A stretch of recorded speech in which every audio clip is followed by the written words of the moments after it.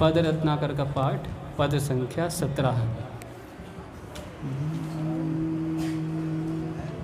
श्री राधा जुमु पे आजू ढरो, श्री राधा जू मो पे आज डरो, श्री राधा जुमु पे आजू ढरो, श्री राधा जू मो पे आज डरो, निज निज प्रीतम की पद रज रति, निज निज प्रीतम की पद रज रति, निज निज प्रीतम की पद रज रति, निज निज प्रीतम की पद रज रति, मोए प्रदान करो,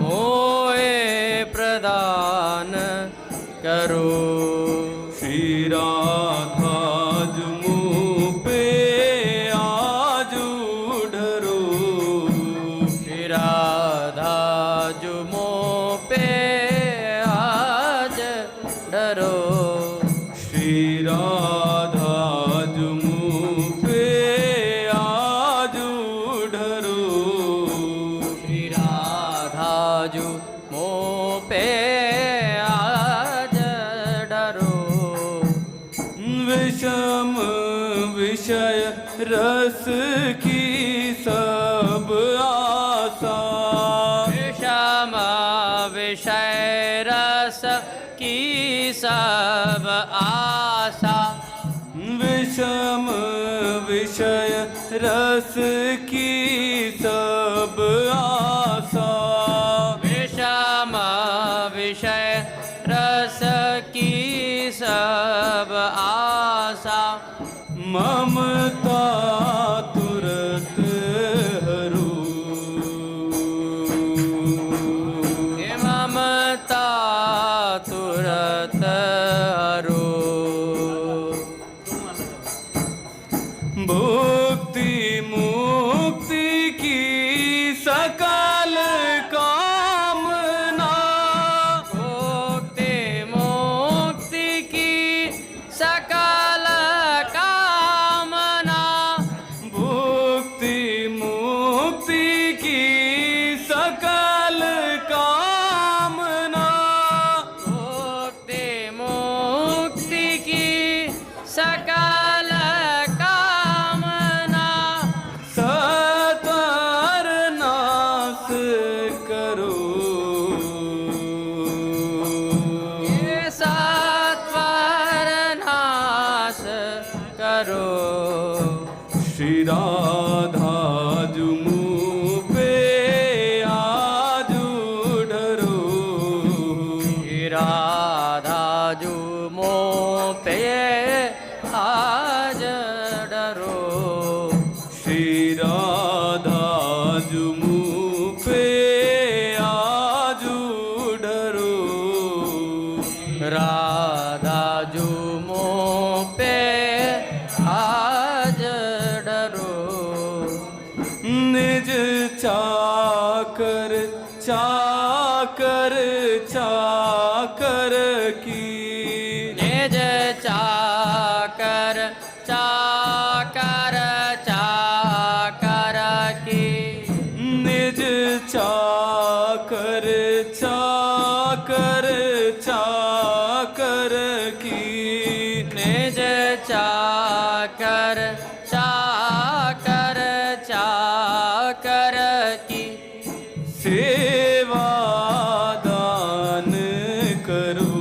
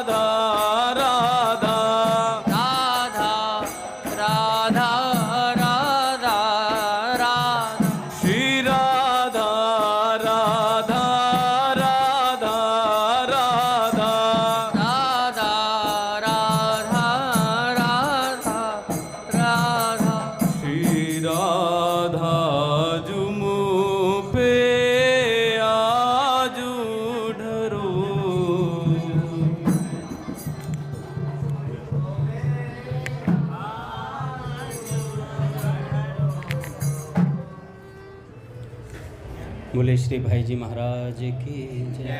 पूज्य श्री राधा बाबा की जय। पूज्य मैया की जय। अपने प्यारे भैया की जय। पूज्य दादा की जय। भक्तवत्सल भगवान की जय। हरि बोल। बड़े सौभाग्य का क्षण है कि आज भी हमें सत्संग और कीर्तन का परम लाभ प्राप्त हो रहा है।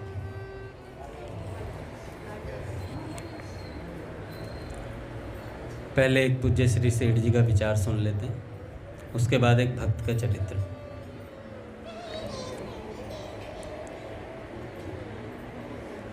पूज्य श्री सेठ जी कहते हैं, आपको वही काम करना चाहिए जिससे भगवान की प्राप्ति शीघ्र हो। आपको वही काम करना चाहिए जिससे भगवान की प्राप्ति शीघ्र हो। पपीहे की तरह मन में धारणा करके दृढ़ प्रतिज्ञ होना चाहिए साधक को। प्राण भले ही चले जाएं, परंतु भगवत प्राप्ति के साधन भजन ध्यान एक पल के लिए भी नहीं छूटने चाहिए। प्राण भले ही चले जाएं, परंतु भगवत प्राप्ति के साधन भजन ध्यान एक पल के लिए भी नहीं छूटने चाहिए। भजन ध्यान और सत्संग में त्रुटि क्यों की जाती है? फिर पछताने से कुछ भी न होगा। आपके पास ऐसी कौन सी शक्ति है कि जिससे आप मृत्यु से बच सकते हैं? आपके पास ऐसी कौन सी शक्ति है जिससे आप मृत्यु से बच सकते हैं? अतएव पपीहे की भांति प्राणों की परवाह न करके भजन के प्रण को निभाना चाहिए। भजन के प्रण को निभाना चाहिए। पपीहा प्रण कबहू न तजे, तजे तो तन बेकाज। तन छूटे तो कछु नहीं, प्राण छूटे तो लाज। प्राण छूटे तो लाज। इस तरीके से विचार कर आपको वह काम कभी नहीं भूलना चाहिए जिस काम के लिए आपका इस संसार में आना हुआ है। भगवान के नाम जप ध्यान और सत्संग का मन में बड़ा जोर रखना चाहिए। सत्संग भजन और ध्यान वैराग्य के बिना नहीं हो सकते। संसार के भोगों में वैराग्य हुए बिना भगवान में पूर्ण प्रेम नहीं हो सकता। संसार के सुख तथा रुपए किस काम आएंगे सज्जनों? सब कुछ यहीं रह जाएगा। यदि भगवान का नाम जप न हुआ तो संसार का सुख किस काम आएगा? सुख के माथे सिल पड़े जो नाम हृदय से जाए, बलिहारी व दुख की जो पल पल राम रटाए। शरीर और रुपए यहीं रह जाएंगे, आगे चलकर ये आपके किसी काम आएंगे नहीं। अतएव जब तक इन पर आपका अधिकार है तब तक आप इनसे अपनी इच्छा अनुसार काम ले लें। ईश्वर की प्राप्ति में पुरुषार्थ ही प्रधान है। ईश्वर की प्राप्ति में पुरुषार्थ ही प्रधान है। यों समझकर धन को धूल के समान जानकर उस असली आनंद में बड़े जोर से लगना चाहिए। असली आनंद कौन सा? भजन ध्यान सत्संग। इसमें बड़े जोर से लगना चाहिए जिससे शीघ्र से शीघ्र हमें भगवान मिल जाएं। शीघ्र से शीघ्र हमें भगवान मिल जाएं। स्वामी जी कहते हैं, हरदम भगवान के सन्मुख रहो सज्जनों। भगवान की तरफ चलना ही आपके जीवन का लक्ष्य होना चाहिए। बस उद्देश्य बन जाए। संसार का लक्ष्य न रहे तो संसार की वस्तुएं प्राप्त होने में कमी होगी नहीं और परमात्मा की प्राप्ति हो जाएगी। परंतु संसार का लक्ष्य रहने से संसार की वस्तुएं मिलने वाली ही मिलेंगी। उससे अधिक एक कौड़ी भी आपके साथ नहीं जाएगी, पर संसार के चक्कर में आप परमात्मा से वंचित रह जाओगे। संसार के चक्कर में परमात्मा से वंचित रह जाओगे। इसलिए संसार के सन्मुख होना है, उसकी तरफ चलना। इसलिए संसार के सन्मुख होना, उसकी तरफ चलना, संसार को महत्व देना एक महान पतन है। एक महान पतन है। और परमात्मा की तरफ चलना, उसको महत्व देना, ये महान उत्थान की वस्तु है। पूज्य बाबा ने कहा, बड़े सुंदर विचार होते हैं, दिल को झकझोर देने वाले। मैं तो दिन में कई बार पढ़ लेता हूँ। बाबा कहते हैं मनुष्य को बड़ी से बड़ी वस्तु गंवाकर भी उसके बदले यदि भगवान का परिचय मिलता हो, बड़ी से बड़ी वस्तु गंवाकर भी उसके बदले भगवान का परिचय मिलता है तो उसे भगवान का परिचय कर लेना चाहिए। भगवान यदि मनुष्य का कुछ लेते हैं तो उसके बदले कुछ ऐसा देते हैं जो उसे अन्य किसी भी कीमत पर कभी मिल ही नहीं सकता। एक महात्मा ने लिखा है कि यदि मैं किसी से एक बूंद लेता हूँ तो उसके लिए पहले से मैं तालाब तैयार कर देता हूँ कि खाओ पियो और स्नान भी करो, खाओ पियो और स्नान भी करो। तो भैया ये संतों की बातें सुनकर जागृति आती है ना, इसलिए नित्य इन विचारों को पढ़ लेना चाहिए। एक संत हुए, संत श्री नित्यानंद दास बाबा जी, बड़ा विलक्षण इनका जीवन चरित्र है। श्री नित्यानंद दास बाबा जी के जो गुरु जी थे उनकी आयु 100 वर्ष की थी। उन्हें कुछ दिखता नहीं था, दिखाई देना बंद हो गया था। नित्यानंद दास उनके ठाकुर जी की सेवा करते थे, रसोई बनाकर भोग लगाते थे ठाकुर जी को, और गुरुदेव को भी भोजन कराते थे। ये उनका नित्य का क्रम था। अच्छा, जब रसोई बनाकर भोग लगाते, गुरुदेव की अन्य सेवाएं उनकी 2 शिष्याएं थी, इसलिए नित्यानंद दास को समय मिल जाता था कि बाकी सेवाएं वो 2 शिष्याएं कर देती थी। वे गुरुदेव के आश्रम में रहते हुए श्री श्री राधा रमण के सेवायत श्री मधुसूदन गोस्वामी पाद के निकट जाकर हरि नामामृत, व्याकरण और श्रीमद् भागवत आदि ग्रंथों का अध्ययन भी करते थे नित्यानंद दास जी। नित्यानंद दास की दोनों गुरु भगनियाँ युवती थीं, जवान थीं, और नित्यानंद दास भी युवक थे। आश्रम में और कोई रहता न था। गुरुदेव रहते हुए भी न रहने के सदृश थे, क्योंकि उन्हें कुछ दिखता नहीं था। ऐसी स्थिति में नित्यानंद दास अपने वैराग्य की रक्षा कैसे करें? बहुत सुंदर चरित्र है। गुरु आज्ञा पे कैसे जीवन व्यतीत होता है और कैसे साधक अपने आप को बचाता है। तो नित्यानंद दास जी के मन में आए कि यार मैं बचूं तो बचूं कैसे? क्यों 2 युवक साधिकाएं भी वहाँ थी और स्वयं भी युवक थे। तो नित्य सेवा करते तो उनके लिए समस्या बनती जा रही थी धीरे धीरे, क्योंकि मन में बार बार चिंतन उन्हीं का होता था।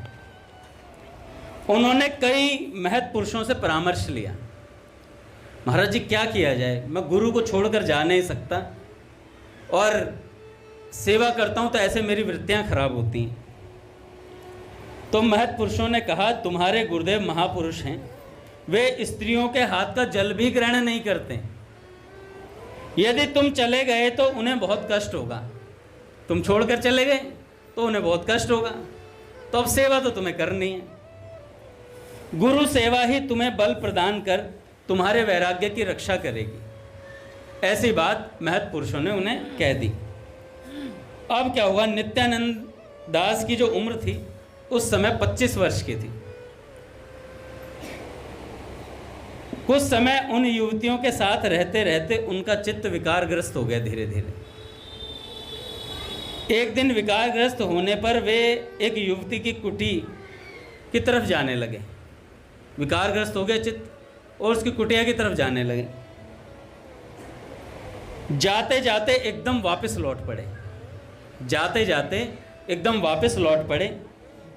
तेजी से जाकर गोवर्धन में पूछरी के निकट वन में बिना अन्न जल के प्राण त्याग करने का फैसला कर लिया कि मेरा चित्त विकारग्रस्त हो गया और मैंने कदम बढ़ा दिए, मैं जीना नहीं चाहता। इस तरीके से उन्होंने अपने प्राण त्यागने की सोच ली और एक गड्ढे में चले गए। एक गड्ढा बना हुआ था, उस गड्ढे में छिप गए जाकर के, विकार से बचने के लिए, सोच से बचने के लिए उससे, और कहने लगे मैं प्राण त्याग दूंगा, मेरे भजन का नाश हो रहा है।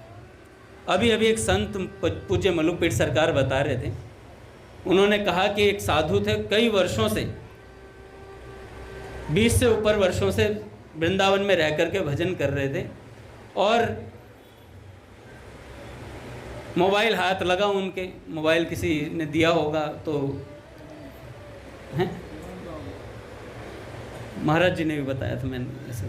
तो मोबाइल किसी को मिला, उनको मिला तो मोबाइल मिला तो उसमें टच स्क्रीन वाला मोबाइल, उस पर इंटरनेट पे उन्होंने कुछ दृश्य देख लिए। और जब दृश्य देख लिए, देखने के बाद इतनी पीड़ा हुई उन्हें कि मैंने अपने 20-30 वर्षों का जो भजन था वृंदावन में रहकर कमाया था भजन, वो सर्वनाश हो गया। तो उन्होंने आत्महत्या कर ली। महाराज आत्महत्या कर ली कि अब जीऊंगा नहीं, मेरे भजन का नाश हो गया। तो महाराज जी कह रहे थे कि देखो, जरा सी असावधानी ने जीवन भर के भजन की मट्टी पलीत कर दी। अब ये जो शिष्य थे बड़े सावधान चित्त से रह रहे थे, पर करें तो करें क्या। एकांत था, वहाँ पर 2 स्त्रियां थी, गुरुजी देख नहीं सकते थे। मन विकारग्रस्त हो गया और जाकर के प्राण त्याग करने का फैसला कर लिया। 3 दिन एक गड्ढे में पड़े रहे बिना अन्न जल के, शरीर एकदम टूट गया एकदम से। तीसरे दिन अर्धरात्रि में किसी ने उन्हें खींचकर बाहर निकाला, उस गड्ढे से खींचकर बाहर निकाला, बाहर लेकर आया और कहा, मरता क्यों है, मरता क्यों है, जा नाम कीर्तन कर, नाम संकीर्तन कर, नाम जप, सब ठीक हो जाएगा। और वो अदृश्य हो गया व्यक्ति, बाहर निकाल के और अदृश्य हो गया। नित्यानंद दास जी को बाहर निकाला गड्ढे से, अदृश्य हो गया और कहा जा करके नाम जप कर। अब उनके मन में यह था कौन, यह कौन था जो मुझे जबरदस्ती खींचकर बाहर ले आया। मेरे तन और मन में नए प्राण फूंककर अंतर ध्यान हो गया। नित्यानंद दास बाबा की कुछ भी समझ में ना आया। उन्होंने अनुमान किया कि यह कोई दैवी शक्ति थी शायद, जो आई और मेरा मार्गदर्शन करके चली गई। अब उनका जो चित्त था एक नए बल से ओतप्रोत था, नई भीतर उमंग थी भजन करने की, कि मुझे किसी ने बचा लिया।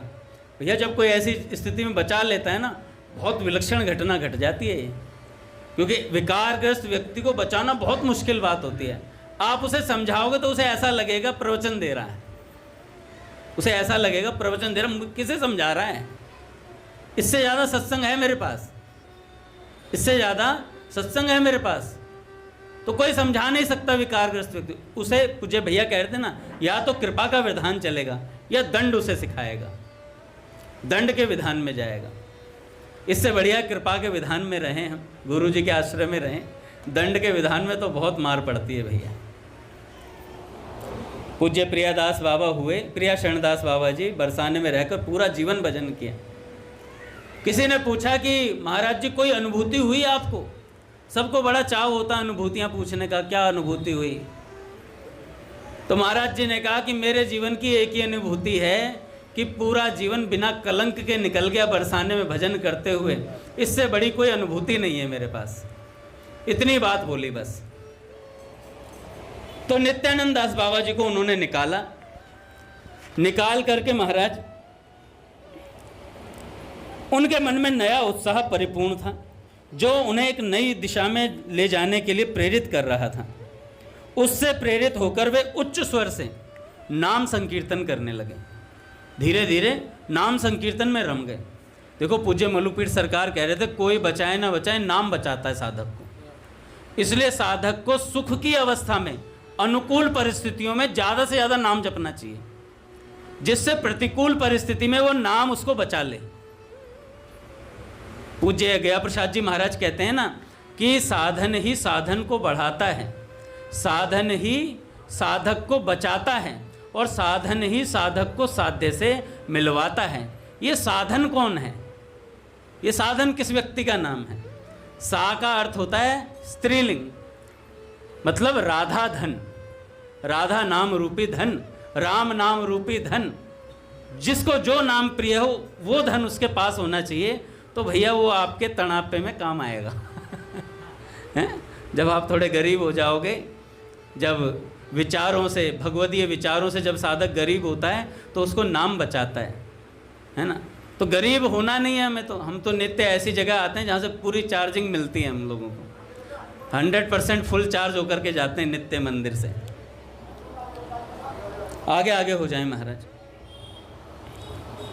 अब क्या हुआ, उनको नाम कीर्तन का आदेश मिला, नाम कीर्तन करने लगे गिरिराज जी की तलहटी में जाकर के। मानसी गंगा के पास एक जीर्ण कुटी थी, उसमें रहकर नाम कीर्तन करने का निश्चय कर लिया। पर वे एक धर्म संकट में पड़ गए, सोचने लगे गुरुदेव मेरे बारे में क्या सोचते होंगे। छोड़कर भाग गया। उनके ठाकुर की सेवा कौन करता होगा, कौन उन्हें भोजन बनाकर खिलाता होगा।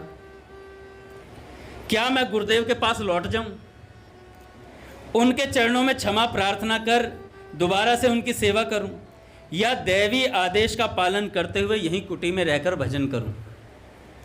इस उधेड़ बुन में 2 दिन बीत गए। तीसरे दिन एक वैष्णव आकर के कहने लगे, उनसे बोले तुम्हारे गुरुदेव ने मुझे भेजा है।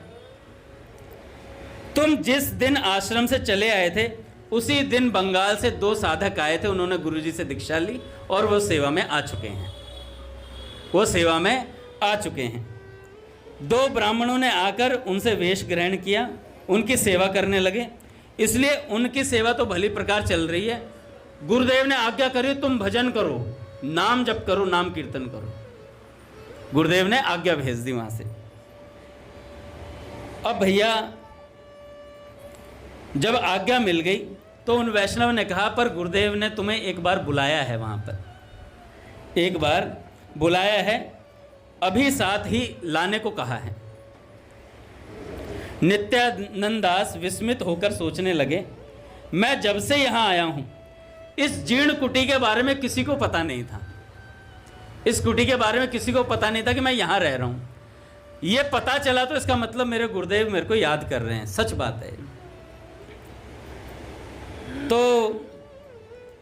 उनके लिए यह कोई आश्चर्य की बात नहीं, क्योंकि दिव्य दृष्टि है गुरुदेव के पास। आश्चर्य इस बात का है कि मेरे आश्रम से चले आने पर दूसरे ही दिन 2 वैष्णव पहुंच गए और सेवा का भार संभालकर मुझे स्वतंत्र कर दिया। मैं गुरुदेव की तरफ से निश्चिंत रहकर यहाँ भजन कर सकता हूँ। यह भी क्या उस दिव्य शक्ति की ही योजना है और प्रेरणा से हुआ है? यदि ऐसा है तो गुरुदेव ने मुझे बुलाया क्यों है? मन में ये बात आई।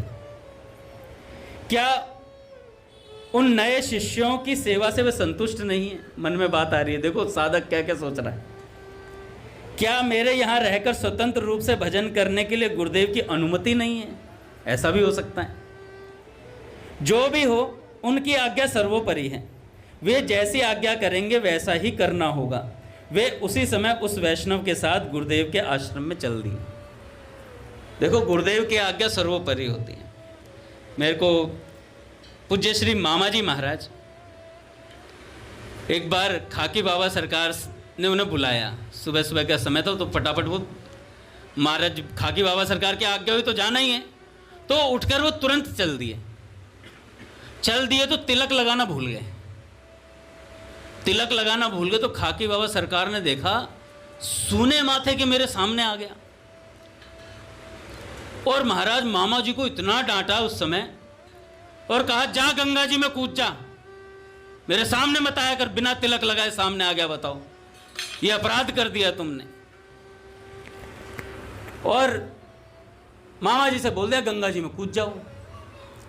भैया मामा जी गए और उस समय बक्सर में गंगा जी जहाँ से बह, जिस जगह खाकी बाबा सरकार का आश्रम था ना, वहाँ बड़ा ऊंचाई पर था और हाथी डूब जाएं इतनी गहराई थी। तो ऊंचाई से मामा जी गए, सोच विचार कुछ किया नहीं और धड़ाम से गंगा जी में कूद गए। अब हम जैसा होता तो तैर के पार कर लेता, इधर उधर पहुंच जाता। भाई खाकी बाबा सरकार ने जब आज्ञा दी तो कूद गए। और जब कूद गए तो महाराज कूदते ही जैसे ही नीचे पहुंचे, जल कमर तक आ रहा था। कह रहे यार ये हो क्या रहा है, मैं डूबूंगा, गुरुदेव की आज्ञा है डूबना है। और भीतर गए, जैसे जैसे भीतर जाए कमर तक पानी हो जाए। कह रहे यार ये हो क्या रहा है मेरे साथ, बड़े परेशान हो गए। फिर मन में बात आई, हो सकता है गुरुदेव बचाना चाह रहे हो। इतने में बगल में ही जानकी जी प्रकट हो गई और कहा नेह निधि भैया बाहर आ जाइए, नेह निधि भैया बाहर आ जाइए। और हाथ पकड़ करके खाकी बाबा सरकार के पास ले आए। तो खाकी बाबा सरकार ने कहा अब रिश्ता पुष्ट हो गया है, अब तुम मामा हो गए हो, जगत मामा कहलाओगे। तो गुरुदेव की आज्ञा से बात हो गई। ऐसे ही क्या हुआ, मामा जी के साथ बहुत चमत्कारपूर्ण घटनाएं होती थी। एक बार मामा जी ना, जैसे रामनवमी आ रही है तो रामनवमी से पहले हर अयोध्या के आश्रमों में जाया करते थे। वो बधाई गाने राम जी की, सब आश्रमों में जाते थे। सुबह से लेकर शाम तक इतने व्यस्त रहते थे, सभी आश्रमों में जाते थे और रात्रि में जानकी महल में जाकर के विश्राम करते थे। अब क्या हुआ, एक दिन सभी जगह पद गा करके आए और पद गा करके बहुत थक गए थे, सिर फट रहा था, बिल्कुल दर्द हो रहा था भयंकर तरीके से। अब जब दर्द हो रहा तो कमरे में गए जानकी महल में और जा करके अंदर से कमरा बंद कर लिया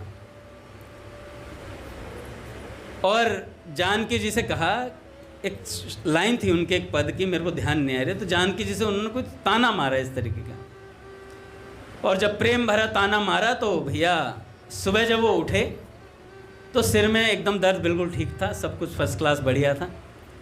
कक्ष से बाहर निकले तो दिव्य सुगंध आ रही थी कक्ष में से, दिव्य सुगंध आ रही थी कक्ष में से। तो आसपास के साधक जो थे वो सोचने लगे मामा जी तो कभी इत्र भी इस्तेमाल नहीं करते थे, इत्र का इस्तेमाल ही नहीं करते थे।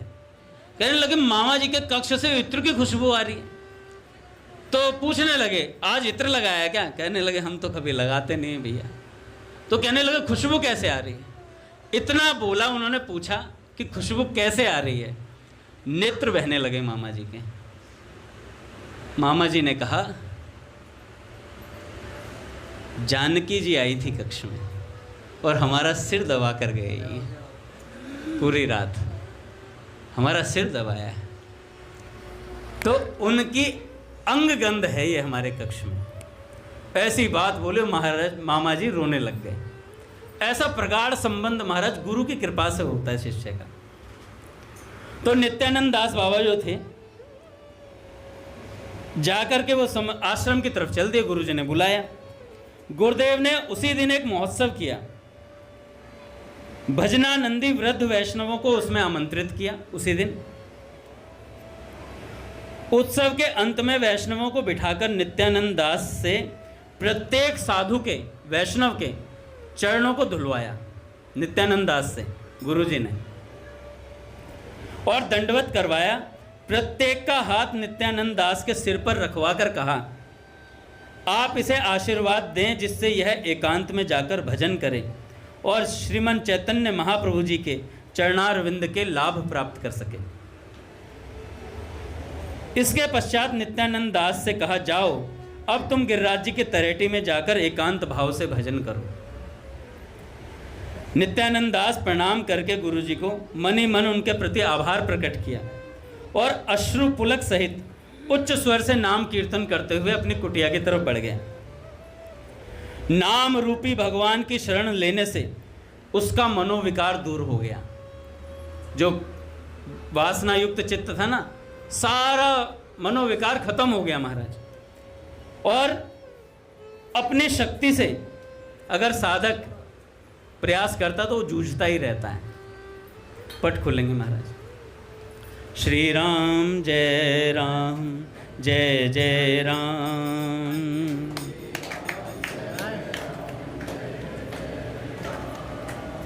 श्री राम जय राम जय जय राम।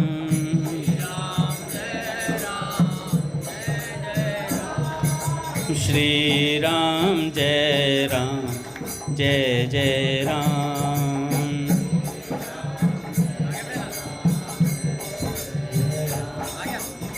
जय जय श्यामा जय जय श्याम।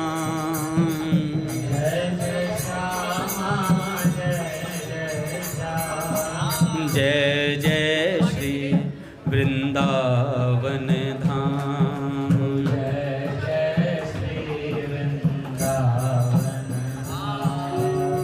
जय बरसाना जय नंदगांव, जय बरसाना जय नंदगांव। पावन राधे तेरो नाम, पावन राधे तेरो नाम। श्री राम जय राम जय जय राम, श्री राम जय राम जय जय राम। श्री राम जय राम जय जय राम, श्री राम जय राम जय जय राम। जय जय श्यामा जय जय श्याम, जय जय श्यामा जय जय श्याम। जय जय श्री वृंदावन धाम, जय जय श्री वृंदावन धाम। जय जय श्री वृंदावन धाम, जय जय श्री वृंदावन धाम। जय बरसाना जय नंदगांव, जय बरसाना जय नंदगांव। पावन राधे तेरो नाम, पावन राधे तेरो नाम।